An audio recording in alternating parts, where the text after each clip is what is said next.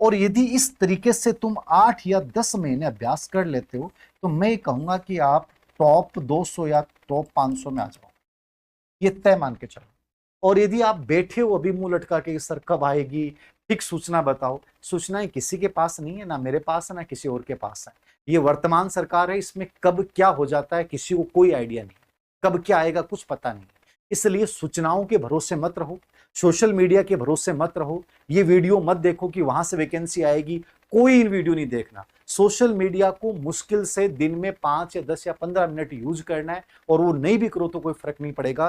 केवल और केवल सही कंटेंट, बार बार रिवीजन, पीवाई के एनालिसिस और टेस्ट सीरीज के माध्यम से अभ्यास ये कर लो। और ये सोच लो कि मुझे 2027 में मार्च के बाद कभी भी ग्रेड 3 का एग्जाम हो सकता है, मुझे उसको देना है, और देना नहीं उसको बहुत अच्छे नंबर से क्वालिफाई करना है। ये तुम्हारे दिमाग में चलना चाहिए, इसके अलावा बेटा कुछ नहीं सोचना है।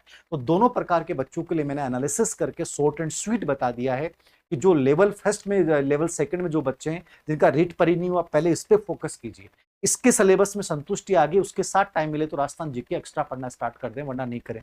जो बच्चे प्री और मेंस जो दे रहे हैं वो बच्चों को ध्यान में रखना है, तो केवल मेंस से फोकस करें। मान लीजिए आपको लगता है सर रीट परी प्लस मेंस लेके चले जाएं, तो मैंने कहा कि मेंस रीट परी के साथ आप केवल राजस्थान जीके एक्स्ट्रा ऐड करना, बाकी कुछ एक्स्ट्रा ऐड मत करना, क्योंकि इसके साथ बहुत सारी चीजें तैयार हो जाएंगी, बाकी इसको ढंग से कवर करना, सब चीजें हो जाएंगी। लेवल फर्स्ट लेवल सेकंड का डिफरेंस यही है कि लेवल सेकंड में, लेवल फर्स्ट में जीके का बड़ा रोल है, तो बच्चे जीके पे ज्यादा फोकस करें। बाकी जो अपने हिंदी है, इंग्लिश है, उनका मैथ रीजनिंग वाला पार्ट है, वो चारों पांचों सब्जेक्ट जो आते हैं, उनको जो कमजोर पार्ट रहा आपका इस भर्ती में, उस पे इस बार शुरुआत वहीं से करें।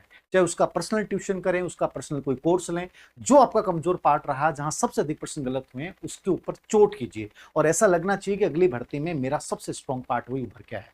ऐसे नहीं कि जो कमजोर था उसको छोड़ के बैठे हैं, जो स्ट्रॉन्ग है उसको पढ़ रहे हैं। स्ट्रॉन्ग को सभी पढ़ता है, कमजोरी पे जब वार करोगे और वहां से प्रश्न सही होने शुरू हो जाएंगे, इसका मतलब तुम सिलेक्शन के दौड़ में शामिल हो गए हो। तो इसके लिए पर्टिकुलरली अभी शुरुआत यही कर लें आप।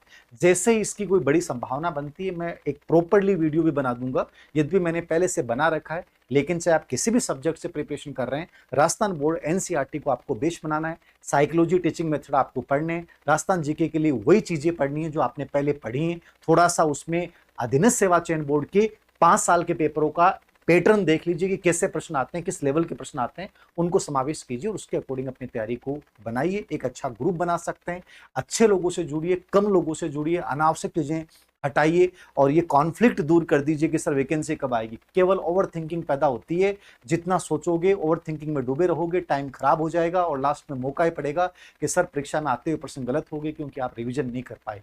10 बार रिवीजन करना है यदि तुम्हें अध्यापक बनना है। 10 बार कंडीशन मान लो कि 10 बार रिवीजन करूंगा, एक एक कॉन्सेप्ट क्लियर हो जाएगा। ये कुछ चीजें थी जो मेरे अनुसार आपको फॉलो करनी चाहिए। जल्दी रीट परी का आपके सामने विज्ञापन आ जाएगा। Thank you.